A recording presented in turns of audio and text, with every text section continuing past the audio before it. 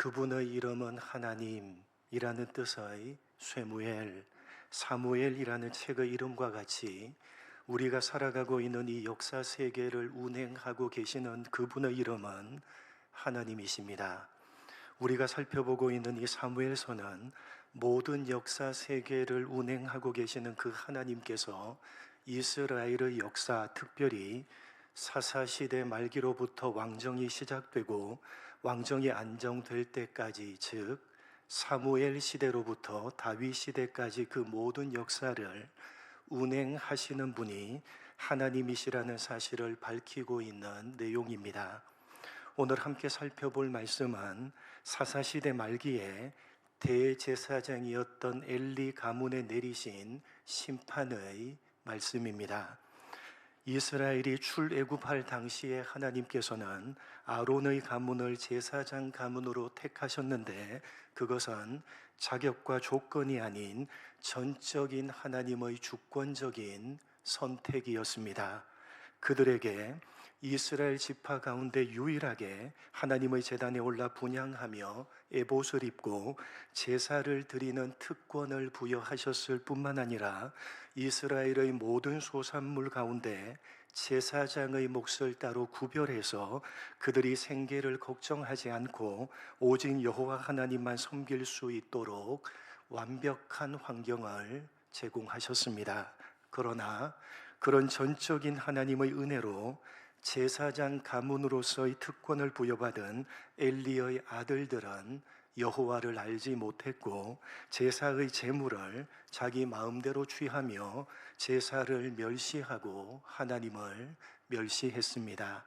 저들이 그렇게 제물을 탐했던 근본적인 이유는 살아계시는 하나님을 인격적인 분으로 대우하지 않았기 때문입니다. 그들에게 있어서 하나님이란 다만 제사라는 종교적인 형식만 갖추면 자동적으로 복을 내려주는 마치 자판기 기계와 다름이 없었습니다. 제사장으로서 자신들이 열심히 제사를 집례하는 행위를 하고 있기 때문에 그것에 대한 마땅한 보상을 취하는 것은 지극히 당연한 것이라고 저들은 생각을 했던 것입니다. 내가 열심히 종교적인 행위를 하나님께 비용으로 지불했기 때문에 당연히 하나님께서는 내가 열심히 지불한 그 종교적인 행위에 대한 보상을 주셔야 된다라는 식의 잘못된 신앙을 가지고 있었기 때문에 저들은 자기 마음대로 제사의 제물을 취했던 것입니다. 신앙을 하나님과 거래하는 것이라고 생각을 했고 거래의 대상으로 하나님을 이용하려고 했던 것입니다. 여러분, 하나님께서는 거래를 하시려고 우리를 부르지 않으셨습니다. 만약 하나님께서 우리를 거래의 대상으로 생각을 하셨다면 우리는 벌써 하나님께서 내리시는 벼락을 맞아 죽었을 것입니다. 하나님께서는 거래를 원하지 않으십니다. 시편 51편 16절 17절 같이 읽겠습니다. 시작.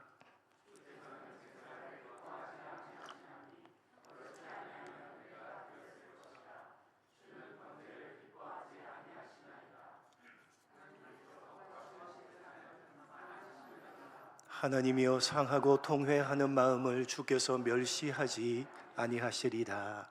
하나님께서는 제사를 즐겨하지 않으시고 기뻐하지 않으신다는 것은 제사를 하지 말고 예배를 하지 말라는 말씀이 결코 아닙니다.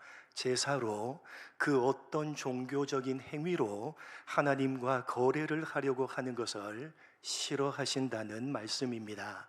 여러분, 하나님께서 원하시는 것은 제사로 어떤 종교적인 행위로 거래를 하려고 하는 것이 아니라 상한 심령을 가진 바로 제사하는 그 사람 자체를 원하시는 것입니다. 예배하는 우리와의 인격적인 관계를 원하시는 것입니다. 그래서 엘리 가문의 범죄가 발생한 그 즉시 벼락을 내려 죽이지 않으시고 오랜 시간 동안을 참으시면서 선지자를 보내서 끊임없이 경고의 말씀을 주셨던 것입니다. 그러나 엘리와 그의 아들들은 주시는 그 하나님의 말씀을 무시하고 끊임없이 제사를 멸시하며 하나님을 멸시했기 때문에 결국 하나님께서는 그들을 심판하실 수밖에 없으셨습니다. 나를 존중히 여기는 자를 내가 존중히 여기고 나를 멸시하는 자를 내가 경멸하리라 라고 하신 말씀은 잘하면 상을 줄 것이고 잘못하면 벌을 내릴 것이다 라는 그런 인과응보적인 기계적인 조치를 하겠다는 말씀이 전혀 아닙니다. 엘리와 그의 아들들이 하나님과의 인격적인 관계를 거부하고 거래의 관계로 만들어 버렸기 때문에 그 결과가 얼마나 비참한 것인지를 보여주겠다는 말씀입니다.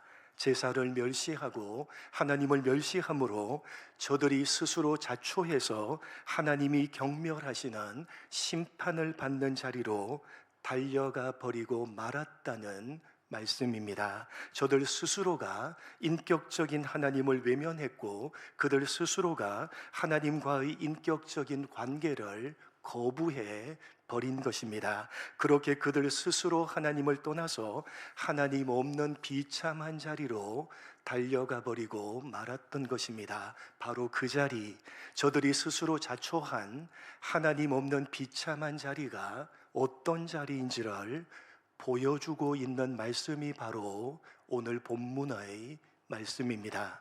함께 살펴볼 오늘 본문은 구체적인 심판의 내용을 통해서 저들 스스로가 자초한 비참한 자리가 어떤 자리인지를 자세하게 보여주고 있습니다.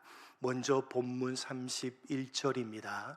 어떤 비참한 자리냐? 31절 같이 읽겠습니다. 시작.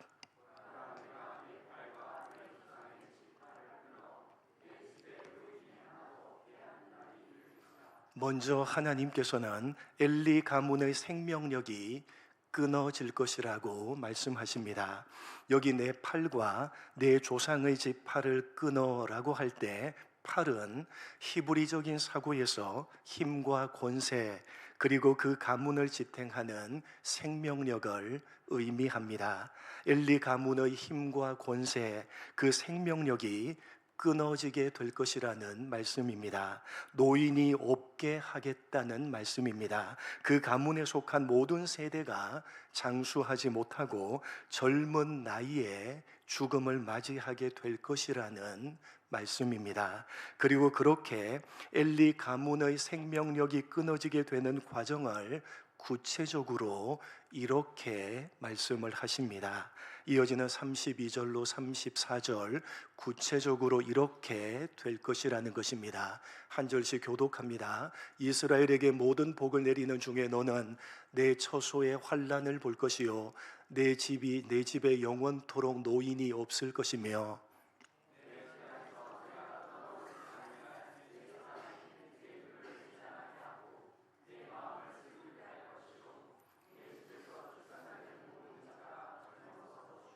같이 읽겠습니다.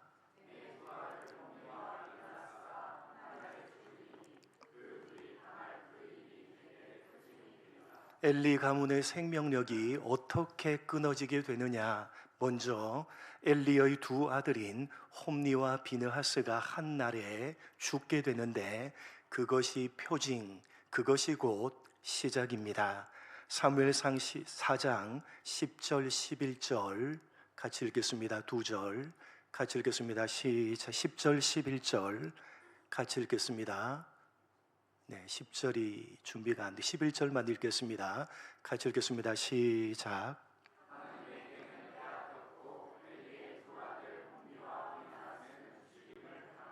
17절과 18절 같이 읽겠습니다. 시작.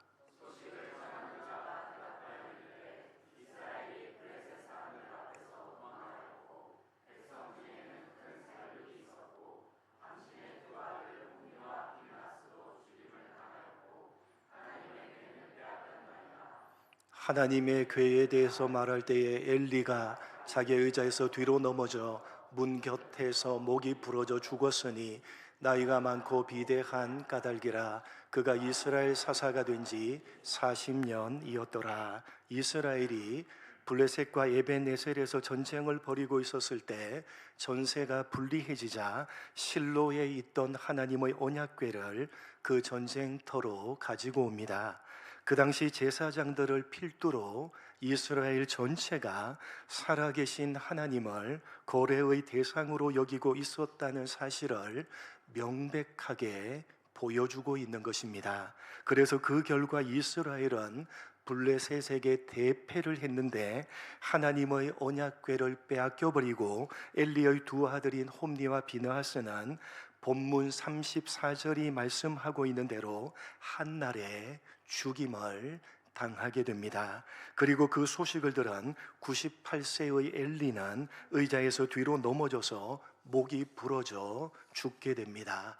대제사장의 가문의 수장이 그렇게 허망하게 죽고 가문을 이어갈 두 아들들이 한꺼번에 사라져버린 것입니다. 심지어 비느하스의 아내는 아이를 낳다가 죽으면서 태어난 그 아이의 이름을 이가봇, 하나님의 영광이 떠났다 라고 지으면서 엘리 가문의 몰락을 선언합니다.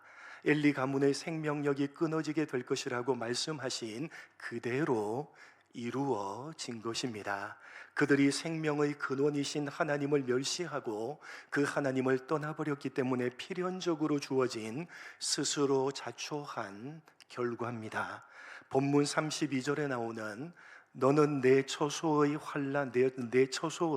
환난을 볼 것이요 라는 말씀에서 하나님께서 내 처소라고 하신 곳은 당시 하나님의 성막이 머물고 있었던 실로를 가리킵니다. 이 실로는 그 당시 이스라엘 백성들에게 하나님께서 임재하고 계시는 심장부와 같은 곳인데 하나님께서는 당신의 처소인 그 실로를 환난 가운데 던져버리십니다. 이방의 블레셋에게 언약궤를 내어줘 버리시고 하나님의 처소인 실로는 블레셋 사람들의 발에 짓밟히게 하십니다.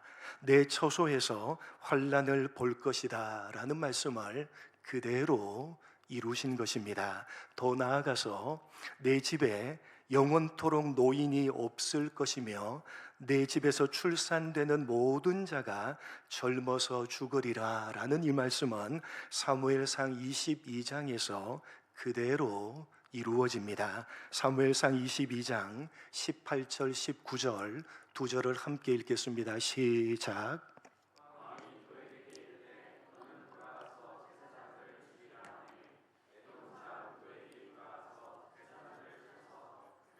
세마포 옷을 입은 자 85명을 죽였고 제사장들의 성읍 노브의 남녀와 아이들과 젖먹는 자들과 소와 나귀와 양을 칼로 쳤더라. 여러분, 앞서 말씀하신 대로 언약궤는 빼앗기고 실로는 블레셋에 의해서 초토화되어졌으며 대제사장인 엘리와 두 아들들은 한날에 한꺼번에 모두 죽었습니다. 그런데 홈니에게는 아들이 없었지만 그때 이미 비느하스에게는 아히둡이라는 아들이 있었고 또한 그가 죽던 날 그의 아내는 이가봇이라는 아들을 낳게 됩니다. 그래서 비느하스의 아들인 아히둡과 이가봇이 제사장 가문으로서의 그 명맥을 이어갔습니다. 실로가 파괴되어졌기 때문에 엘리의 가문은 노브 땅으로 거주지를 옮기고 거주하고 있었고 사울 시대에 아히두브의 아들, 그러니까 엘리의 증손자요 비느하스의 손자인 아히멜렉이 대제사장직을 수행하고 있었습니다. 그런데 사울 왕이 다윗을 죽이려고 추격을 할 때 도망치던 중에 다윗은 노브 땅에 있던 대제사장 아히멜렉을 찾아가서 그의 도움을 받게 됩니다. 그러한 사실을 알게 된 사울 왕은 분노하면서 에돔 사람인 도액을 시켜서 노브 땅에 거주하고 있었던 대제사장인 아히멜렉을 포함해서 엘리 가문에 속한 모든 제사장들을 무참하게 학살해 버립니다. 그때 도액의 칼날에 세마포 에봇을 입은 제사장 85명이 죽임을 당했다고 기록을 하고 있는데, 뿐만 아니라 제사장들의 성읍인 노브의 남녀와 아이들과 젖 먹는 자들, 그리고 소와 나귀와 양까지 모두 다 칼로 쳤다고 되어져 있습니다. 엘리의 뒤를 이어서 제사장 가문의 명맥을 유지하고 있었던 모든 엘리 가문의 제사장들 뿐만 아니라 그 엘리 가문에 속한 어린 아이들까지 모두 다 죽임을 당했던 것입니다. 영원토록 노인이 없을 것이며 내 집안에서 출산되는 모든 자가 젊어서 죽으리라 라는 오늘 본문 말씀이 그대로 이루어진 것입니다. 그럼에도 단 한 명, 아비아달이라는 사람이 간신히 살아남아서 대제사장이 되어 엘리의 가문은 제사장 가문으로서 그 명맥을 유지하게 되는데, 오늘 본문 33절에 있는 내 제단에서 내가 끊어버리지 아니할 네 사람이 네 눈을 쇠잔하게 할 것이고 네 마음을 슬프게 할 것이다 라는 말씀을 이루신 것입니다. 비록 아비아달은 단 한 사람은 살아남아서 제사장 가문으로서 그 명맥을 유지하기는 했지만, 그는 평생을 자신의 가족들이 한꺼번에 몰살당하는 것을 직접 목격을 한 트라우마를 가지고 노인이 하나도 없고 출생한 자가 모두 다 젊어서 죽어버린 그 가문을 혼자서 짊어지고 갔던 것입니다. 그리고 그 아비아달 역시 대제사장직을 수행하다가 영원히 그 직에서 파면을 당하고 맙니다. 파면을 당한 이유는 오늘 본문 35절 36절 말씀을 하나님께서 이루셨기 때문입니다. 본문 35절 36절 같이 읽겠습니다. 시작. 내가 나를 위하여 충실한 제사장을 일으키리니 그 사람은 내 마음 내 뜻대로 행할 것이라. 내가 그를 위하여 견고한 집을 세우리니 그가 나의 기름 부음을 받은 자 앞에서 영구히 행하리라.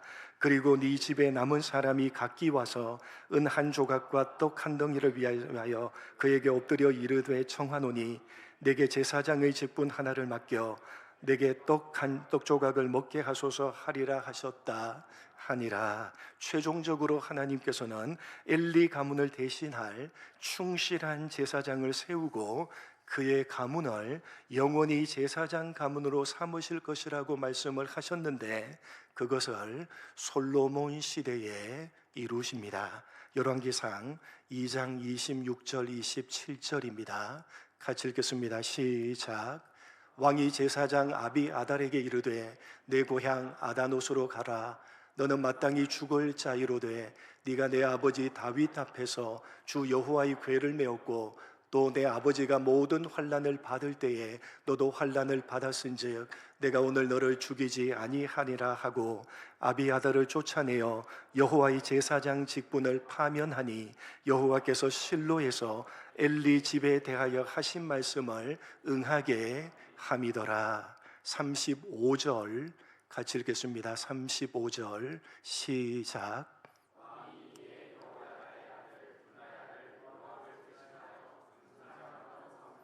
또 제사장 사독으로 아비아달을 대신하게 하니라. 엘리 가문의 유일한 생존자였던 아비아달이 제사장 가문으로 그 명맥을 유지하고 있었는데 솔로몬에게 파면을 당하게 됩니다. 왜냐하면 다윗이 노년에 자신의 후계자를 결정할 때에 이 아비아달이 하나님의 뜻을 거부하고 자신의 기득권을 유지해 줄 것 같은 아도니아의 반역에 가담을 했기 때문입니다. 그래서 솔로몬이 아비아달을 대제사장의 집에서 파면하고 고향인 아나도스로 가서 살게 했는데, 그것을 성경은 여호와께서 실로에서 엘리의 집에 대하여 하신 말씀, 즉 오늘 본문의 말씀을 응하게 하신 것이라고 설명을 하고 있습니다.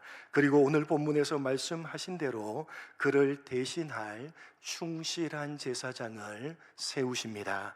누굽니까? 파면을 당한 아비아달을 대신해서 누구를 대제사장으로? 사독을 대제사장으로 세우는데, 여러분, 이 사독은 누구의 계열이겠습니까? 그는 아론의 셋째 아들인 엘르아살의 계열입니다. 여러분, 엘리로부터 시작해서 아비아달까지 이어지는 제사장 가문은 사실은 정상적인 것이 아니었습니다. 모든 것이 정상적이지 않았던, 각자가 자기의 소견에 옳은 대로 행하였던 그 혼탁했던 사사시대 말기에 네 번째인 이다말의 계열이었던 엘리 가문이 제사장의 가문이 된 것인데, 이제 사독을 대제사장으로 세움으로써 정상적으로 엘르아살 계열이 제사장 가문이 되게 하셨던 것입니다. 그리고 오늘 본문 마지막 36절 말씀처럼 비록 아비아달은 살아남기는 했지만 그 가문 전체가 제사장직에서 완전히 파면을 당함으로 제발 제사장의 직분 하나를 맡겨서 살 수 있게 해달라고 구걸하는 비참한 신세가 되어버리고 말았던 것입니다. 여러분, 살아계시는 하나님을 인격적으로 대우하기를 거부하고 거래의 대상으로 전락시킨 자들이 스스로 자초해서 달려가 버린 하나님 없는 자리가 얼마나 비참한 것인지를 자세하게 설명하고 있는 오늘 본문 말씀을 통해서 분명하게 확인하시기 바랍니다.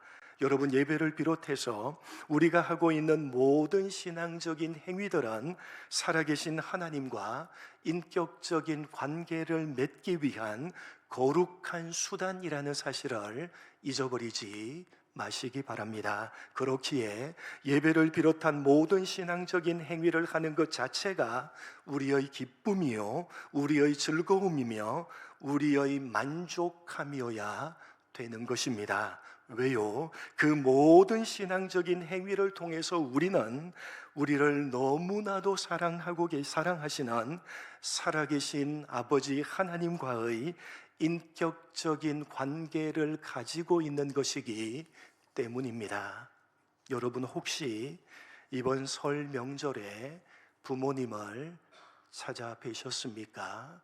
혹시 자녀들이 여러분을 찾아오셨습니까? 여러분, 명절에 자식이 부모님을 찾아뵙는 이유는 무엇 때문입니까?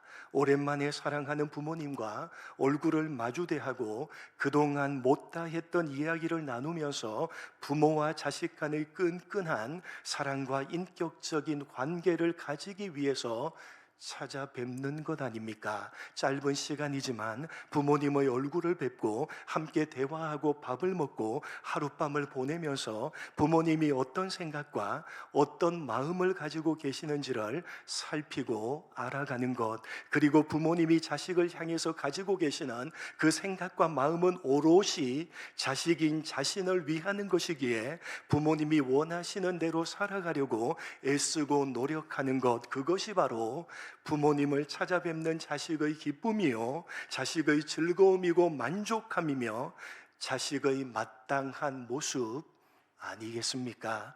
그렇지 않고 자식이 명절에 부모님을 찾아가는데 그 이유가 부모님과의 인격적인 관계가 아니라 이렇게 수고하고 애를 써서 찾아왔으니까 무언가 나에게 떨어지는 보상이 있겠지라고 생각하면서 오직 부모님의 호주머니만을 바라보고 생각하고 있다면 그것이야말로 얼마나 서글프고 얼마나 비참한 모습입니까?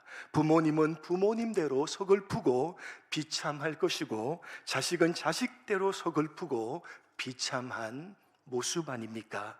여러분, 부모님은 자식의 존재 자체가 너무나도 사랑스럽고 귀해서 사랑하는 그 자식의 얼굴을 보고 대화를 나누며 인격적인 교제를 나누는 그것이 기쁨이요, 그것이 즐거움이요, 그것이 만족함인데, 자식은 부모님이 가지고 있는 재산에만 관심을 가지고 눈독을 들이면서 찾아뵙고 정성을 다한다면 그 부모가 얼마나 서글프고 비참하겠습니까? 또한 부모님을 부모님으로 생각하지 않고 자신에게 무언가를 보상해 줄 대상으로만 여긴다면 그런 자식 또한 얼마나 서글프고 얼마나 비참한 모습입니까? 여러분, 아버지 되시는 하나님을 찾아뵙고 있는 우리는 어떠합니까? 여러분, 하나님 아버지를 찾아뵙고 있는 우리는 도대체 어떤 모습입니까? 하나님께서는 우리의 존재 자체를 사랑하셔서 당신의 유일한 아들까지 내어주시기까지 사랑하시기 때문에 오늘도 이렇게 하나님을 뵈려고 나온 우리와 마음을 나누며 인격적인 관계를 가지기를 원하시는 것입니다. 그것이 하나님의 기쁨이요 즐거움이며 하나님의 만족함 인 것입니다. 그런데 우리는 오직 하나님께서 내게 주실 보상에만 관심을 가지고 하나님의 호주머니에만 눈독을 들이면서 내가 찾아와서 이만큼 예배를 했으니까, 이만큼 봉사를 했으니까 무엇을 주시겠습니까? 라고 생각하고 있다면 그것이야말로 아버지 하나님을 비참하게 만드는 것이고, 그것이야말로 우리 자신 또한 비참하게 만들어 버리는 것 아니겠습니까? 여러분, 하나님께서는 하나님을 거부하고 멸시함으로 스스로 자초해서 비참한 곳으로 달려가 버린 엘리의 가문을 대신해서 영원한 충실한 제사장을 세우셨다는 사실을 기억하시기 바랍니다.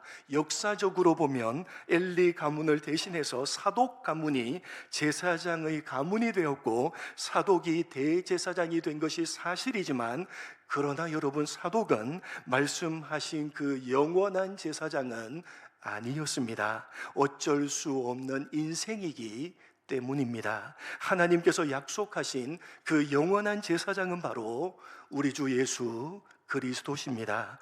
우리 인생은 엘리와 그의 아들들처럼 끊임없이 스스로 자초해서 비참한 곳으로 달려가 버리지만, 그럼에도 하나님께서는 영원한 대제사장을 세우셔서 그런 우리 인생들을 하나님께로 부르겠다고 약속하고 계시는 것입니다. 여러분, 우리 모두는 날마다 엘리의 아들들처럼 하나님과의 인격적인 관계를 거래의 관계로 바꾸어 버리며 스스로 자초해서 어리석고 비참한 자리로 끊임없이 달려가고 있는 연약하고 비참한 사람들이지만, 우리의 본성은 자꾸만 하나님의 호주머니만을 노리면서 하나님 없는 비참한 자리로 도망을 치고 있습니다만, 그러나 그럼에도 불구하고 하나님께서는 그런 우리를 포기치 않으시고 예수님을 완벽하고 충실한 우리의 대제사장으로 세우시고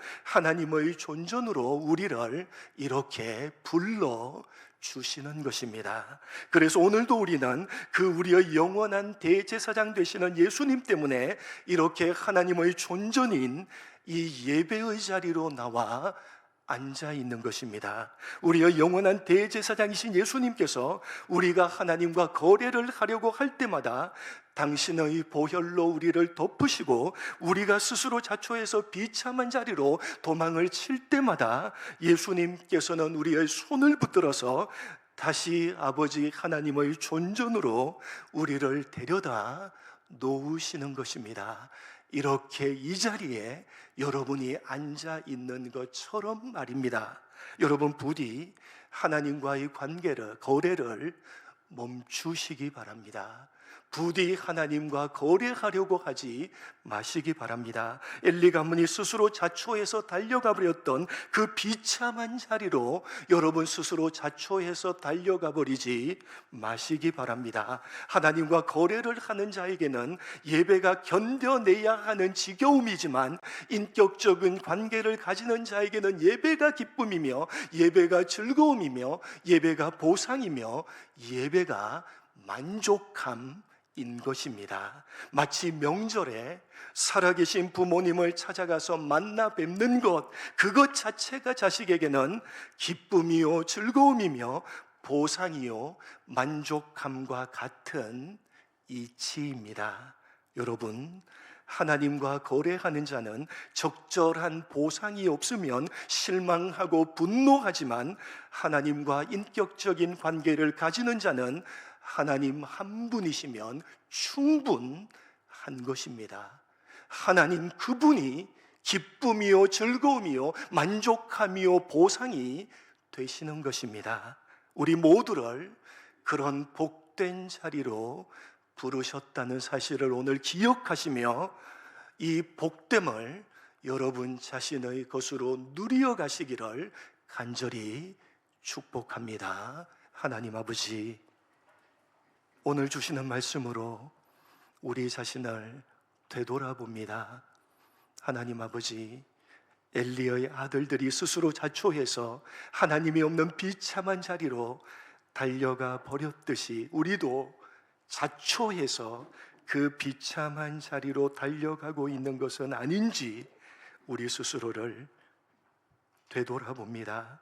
하나님 아버지, 비록 우리는 연약하고 연약한 자들이요, 비록 우리의 본성은 끊임없이 하나님의 호주머니만을 노리며 적절한 보상을 바라며 그렇게 하나님과 거래를 하려고 하지만, 그래서 스스로 자초해서 하나님을 떠나가 버리지만, 그러나 그럼에도 하나님께서는 예수 그리스도를 영원한 우리의 대제사장으로 세우시고 이렇게 우리를 이끌어 하나님과 인격적인 관계를 가질 수 있는 이 복된 자리로 날마다 우리를 부르고 계시다는 사실을 가슴 깊이 새기며 기억하는 우리가 되게 하여 주옵소서.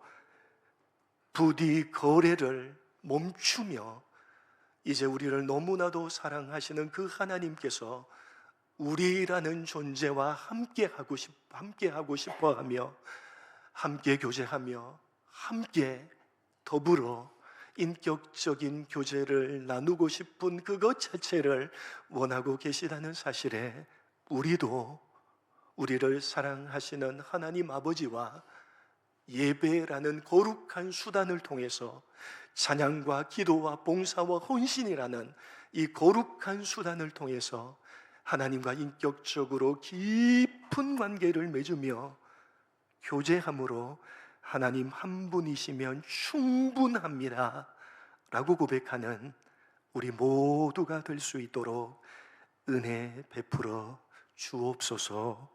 감사하오며 예수님의 이름으로 기도드립니다. 아멘.